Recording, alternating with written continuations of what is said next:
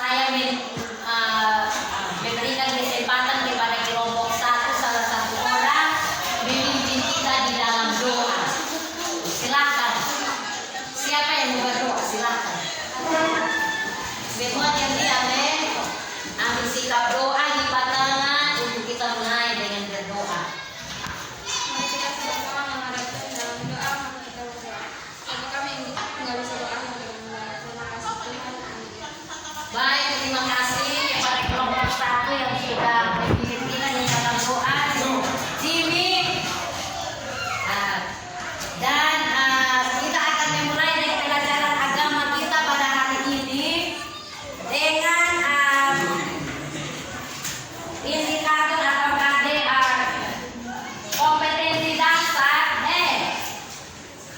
Kompetensi dasar yaitu satu, menghayati karya Allah dalam pertumbuhan gereja. Yang kedua, pencapaian kompetensi dasarnya adalah membedakan gereja yang hanyalah gedungnya dengan gereja yang merupakan orangnya.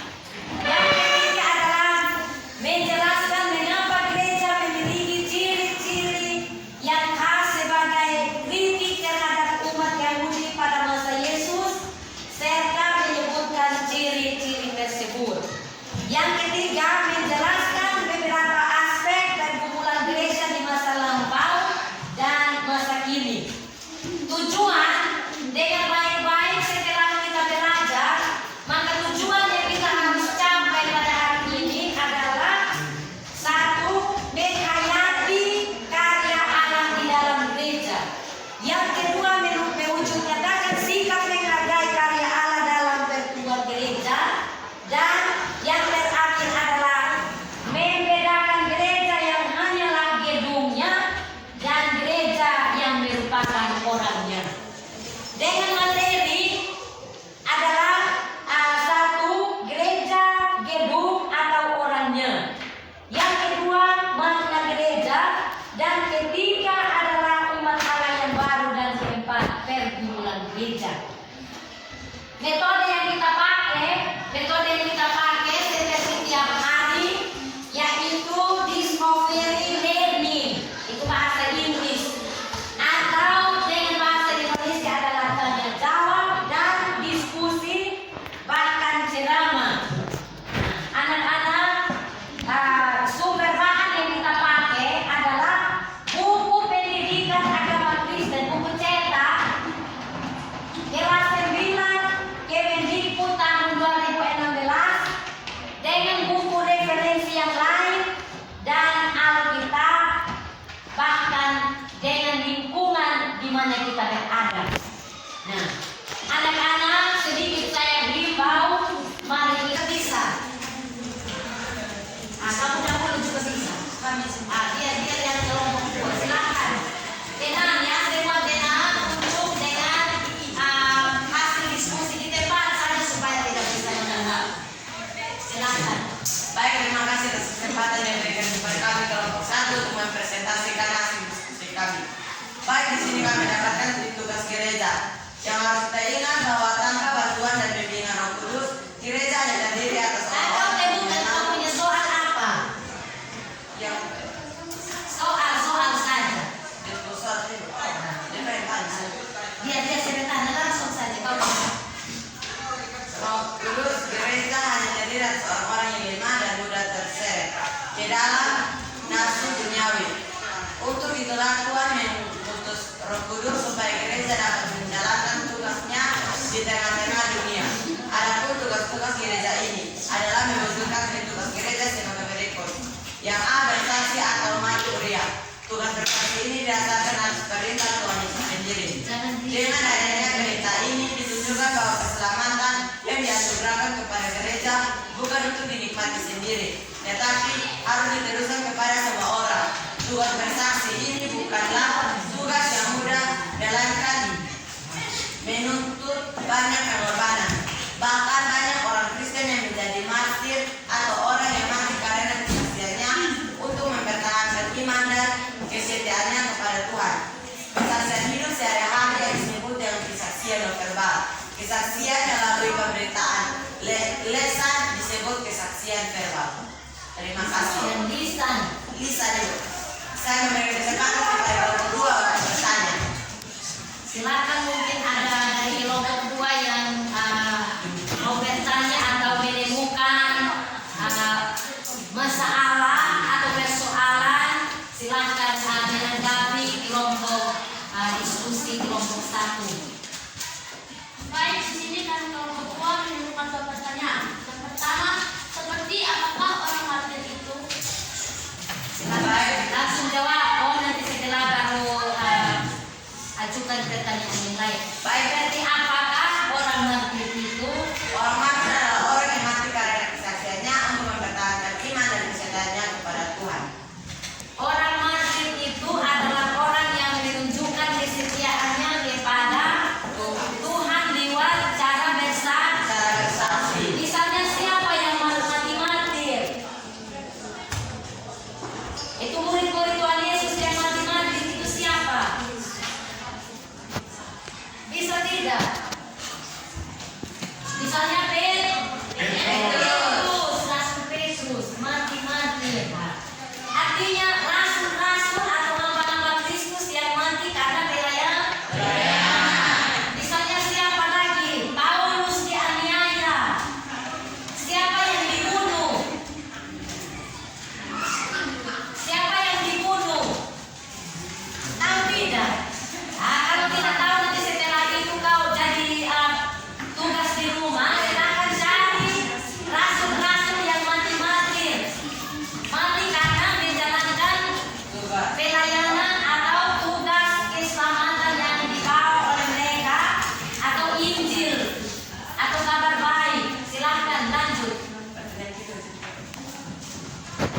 Baik, nomor 2, apakah yang terjadi jika tidak adanya bantuan dan bimbingan Roh Kudus? Baik, jika tidak ada bantuan dan bimbingan dari Roh Kudus, gereja hanya terdiri atas orang-orang yang lemah dan mudah terseret di dalam hawa nafsu duniawi. Tanya mereka kira-kira puas dengan jawaban yang ada atau tidak. Apakah ada yang kuat dengan jawaban yang kami berikan atau tidak? Baik, kita beri aplaus kepada kelompok 1. Nanti setelah baru saya memberikan penjelasan dalam kesimpulan. Silakan. Tepuk tangan untuk kelompok 1. Silakan, saya kembalikan waktu kepada kelompok 2 untuk mempresentasikan hasil diskusi mereka. Silakan. Kemudian atau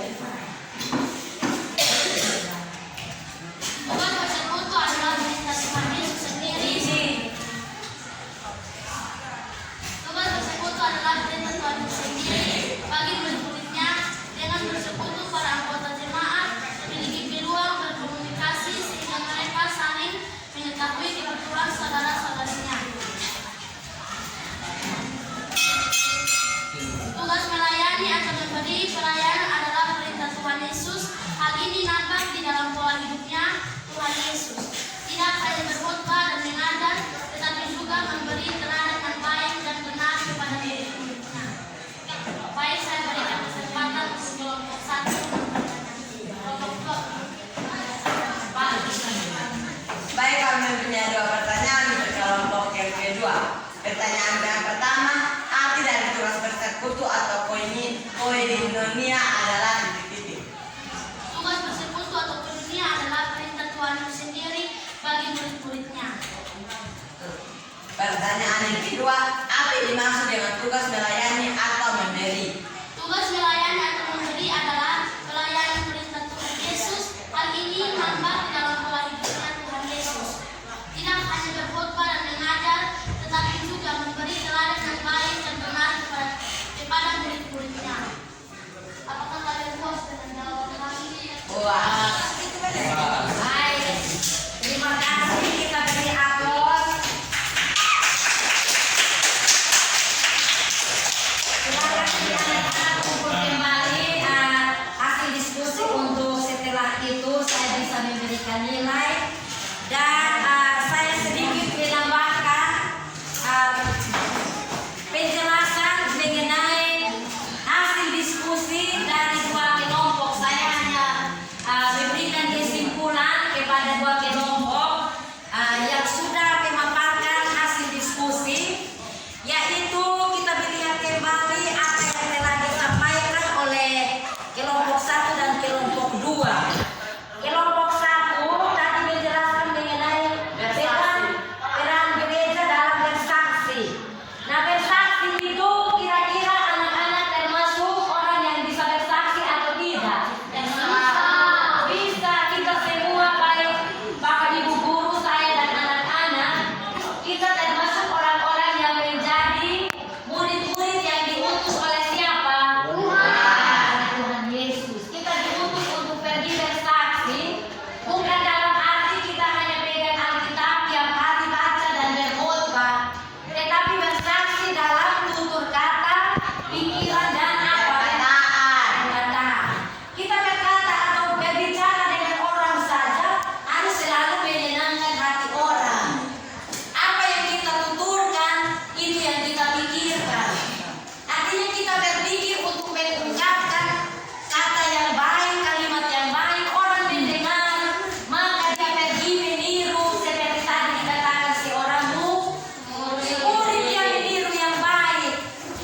Dan hal yang kedua mengenai pelayanan kasih. Tadi diakonia itu metodia dan diakonia. Diakonia itu siapa yang pernah dengar kata diakonia? Ada yang mendengar atau tidak? Yang mendengar kata diakonia di rumah misalnya tiap Desember itu ada pelayanan kasih atau diakonia. Sumbangan diakonia itu adalah pelayanan kasih yang dilakukan dari gereja kepada sesama-sesama yang tidak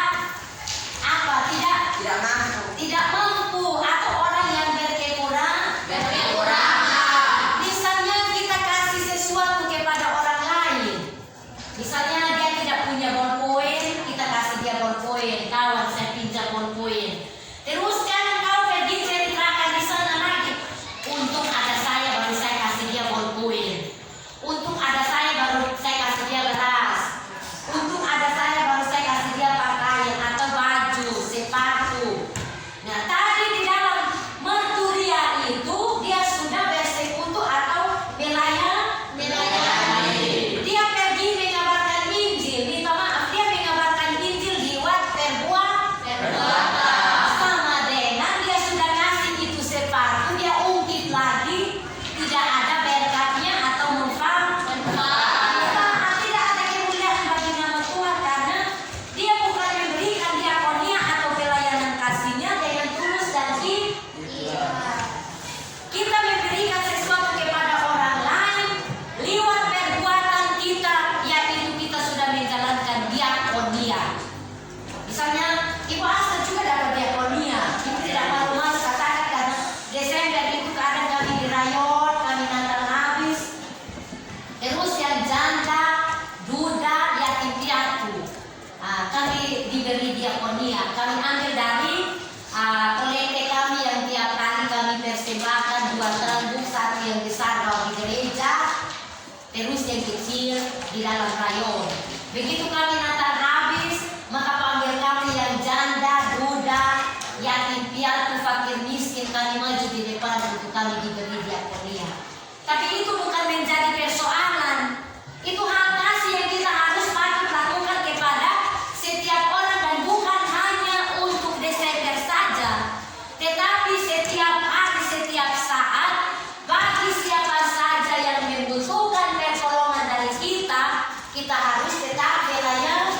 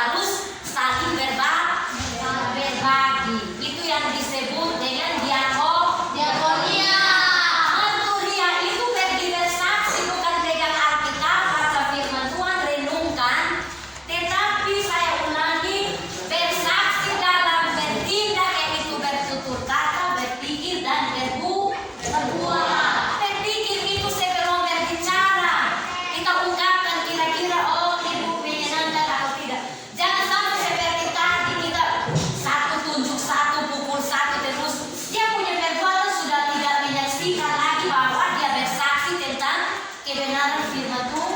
Tuhan.